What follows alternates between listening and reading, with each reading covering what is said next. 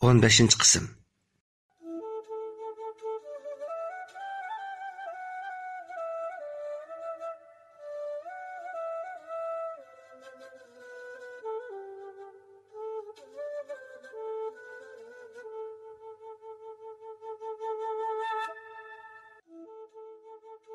Öyde yığızarı, qiyatçıya. Qarılıq kiyim-kechak kiygan kishilar o yoqdan bu yoqqa o'tishib turmoqda. Kim o'lib ketdi bu yerda? To'g'ri, dadam o'lib ketgan. Lekin dadam u yerda yig'lab o'tirmamdi. Ha. O'zi hozir tutib etibdi-da. Jahonda ajab ishlar bo'ldi ekan. Hamma narsaning taraqqiy qilib ketgani g'o'ras. Lekin har qancha taraqqiy qilib ketgan bo'lsa-mu, o'lgan odam qo'pib o'ziga hozir tutmaydigan-da. Zoda nima ishlar bo'lyotdi bu yerda? Texi Sohira oq kiyimlarni kiyib u yoqdan bu yoqqa mengyotdi. Nima? U ko'ralamdi nima? U qo'liga bir tayoqni elib elib, xudo ama kishilardek mab yuriydi-ku. Yo'q, bu mumkin emas. U sapsaq edi-ku. Sohira qaraganda u Sohira emasmi nima? Ko'zi ko'miga holatdimi? Chaqirganimni anglish kerak-ku. Nimada qalaymiqanchiliklar bu?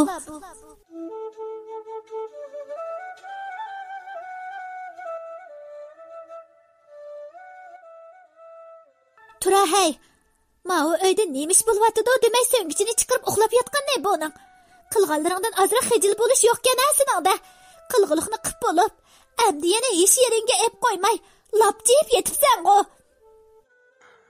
Dedi Naciye, Gulnaziyaning so'zilib yotganiga achchig'i kelib.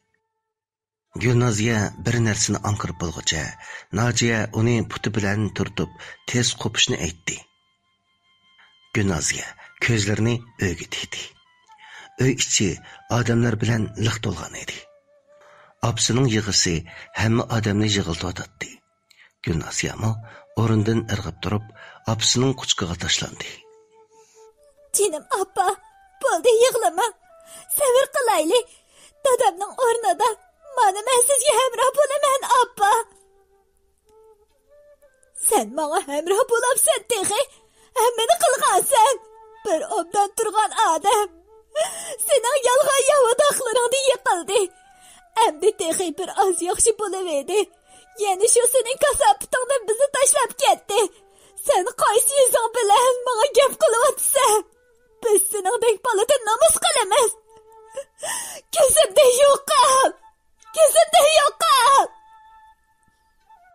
Gulnarxon kuyimchan hamrohining hasratida atrofida odamlarning borliqimi ko'zga ko'rinmay, Gulnoziyaga jon jahli bilan varqirdida hoshidan ketdi.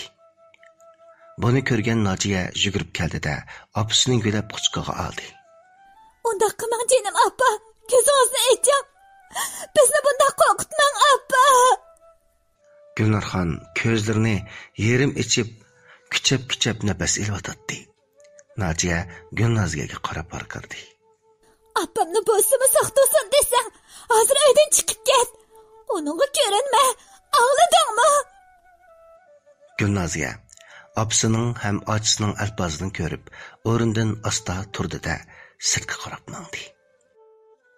Atrofda turganlar Batur akaning yurak kasali bilan olamdan o'tganligini biladi. Ular orasida zodi nemish bo'lganligini bilishmisimi? Ammo ular Batur akaning o'limining Gulnoziya bilan munosabatlik ekanligini bilishib, bir-birlariga qarab qo'yishdi. Gulnoziya uydan chiqib, nervisidan adishib qolgan odamdek, beshi qayoqqa qarab qolsa, shu yoqqa qarab mangayverdi. U mangib o'zining qandoqlarcha Ahmad apandining uyga kelib qolganligini bilmay qoldi. Uning azobdan ichi o'rtilib, o'pkisi o'rildi. U keyingi burilib olmoqchi bo'ldi-yu, ammo yanala bu uyga kirdi. U putlarini eg'ir so'rab kirganda, uyda Ahmad apandi, Mahmud apandi, Rahila xonim va yana Ahmad apandining shirkatidagilar bo'lsa kerak. Bir necha aylan turadi.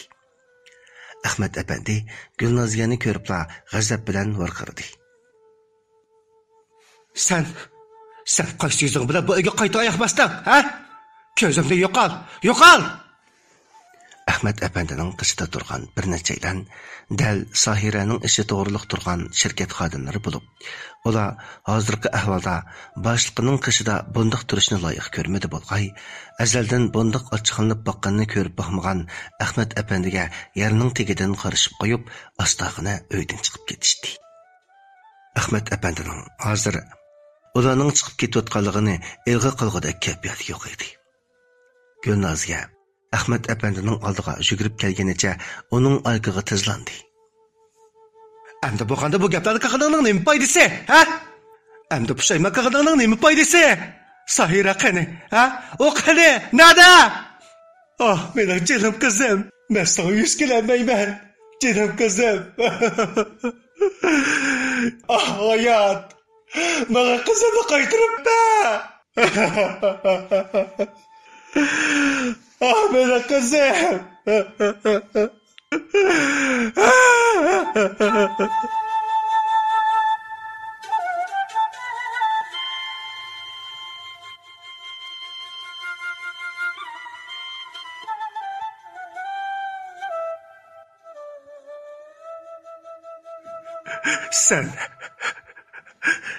Sen bu yerda tula içimni sıkma, közümde yo'qol.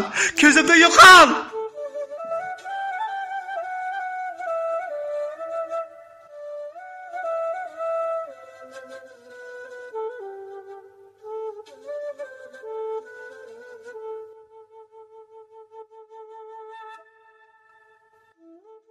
Ahmet Efendi Gulnoziyaga qarab uni qo'g'ladi. Gulnoziya Ahmet Efendi'den ko'zlarini yutkab Rahila xonimlarga qaradi. Rahila xonim Gulnoziyani o'rnidan turg'izib, "Siz hozircha qaytib turing. Avval Sahira tepilsin. Qolgan gaplarni shu chog'da bir narsa deyisharmiz" dedi. Gulnoziya nima deyalisin? U o'rnidan turib, beshini tuvan solganicha chiqib ketdi.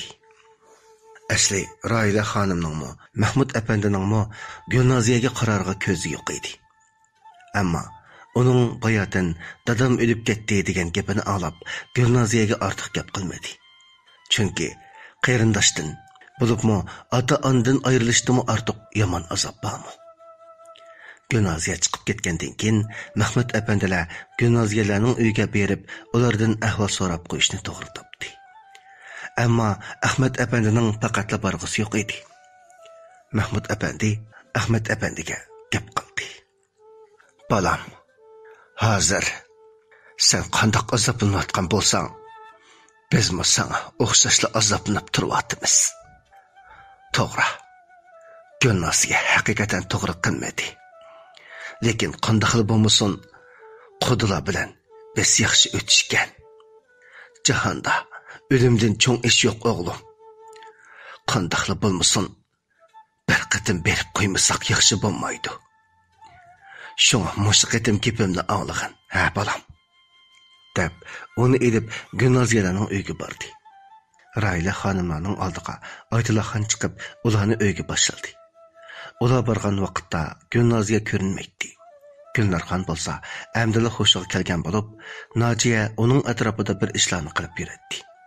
Gerçi Batur akaning o'limi bu oiladagilarning yuragini tilg'ab tursimi, lekin ularning oldidagi olamcha xijilchiligi uchun ularga ko'ngil qo'yib ketishdi. Ammo har ikkala taraf bu ishning ko'ngil qo'yganga bitadigan ish emasligini obdan biladi. Gulnoziya Ahmet Efendining uydan chiqib, yana shundoq qaranglarcha minib, o'zining xilvat bir yerga, ya'ni daryo bo'yiga kelib qolganligini bildi. Daryo suyi bugun laylatqala aralash xeylala ulug' iqvatdi. Bu daryo suyiga qarab Gulnoziya hangiqqanicha uzoq turdi. Atrofda odam bardakmi emas edi. Birdam turib o'tib, ondan ostog'ina daryo bo'yida o'tirdi. U yana oyog'i chiqmas xayollarni surishga boshladi. Endi zodi qandoq qilish kerak? Nega berish kerak? Farhodning qishig'i borsam, yo'q. Bu mumkin emas. U garchi ah ko'ngil, kang qursoq odam bo'lsa-mu, ammo mening qilib yurgan ishlarimni bilsa, uning xarakteridan qilib aytganda, meni yana qabul qilishi mumkin emas. Kallani silkivet Gulnozga. Amdi bundaq shirin xiyollarni surib yurma. Amdi sen har qancha o'zgartsangmi, o'zingning qilgan xatoliklarning o'rnini to'ldirib bo'lmaysan.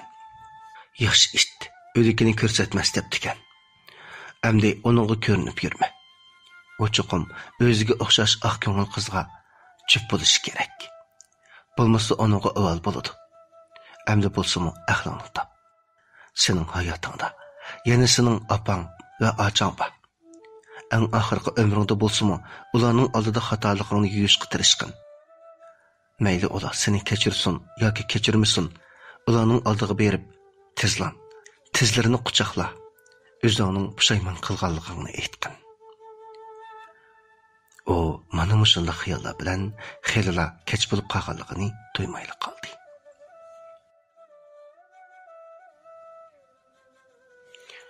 O xiyollar qo'yindan chiqqanda atrof qorong'ulashib, bir xil sturlik tusga kirib qolgan edi.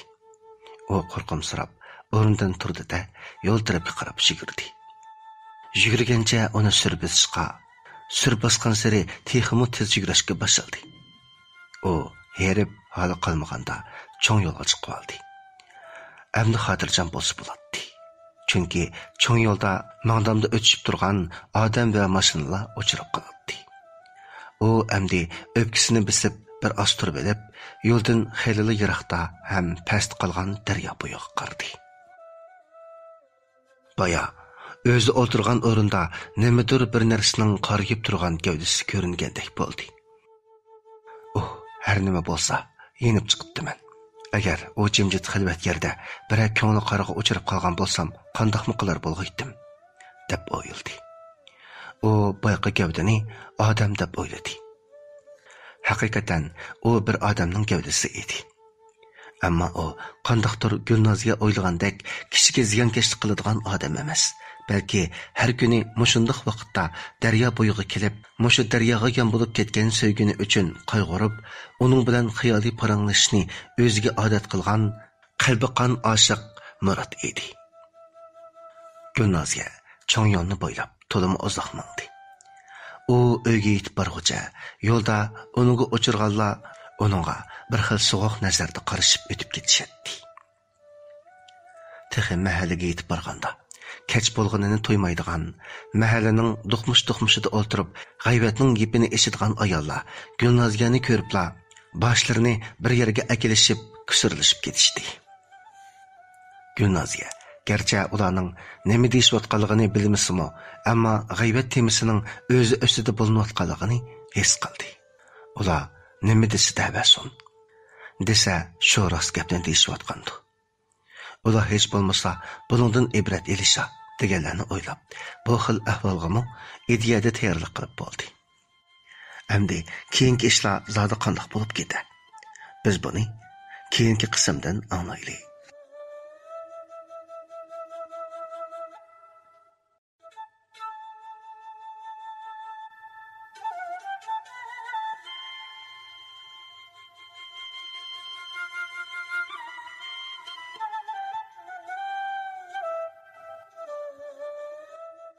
Taqdirning chaqchiqi nomli ko'p qismliq ovozliq asarning 15 qismini anlatdik. Avtori Zaynabgul Abdurahim. Rolaga Yusufjon Abdurahmon bilan Maryamgul Xushxo'y ovoz bergan.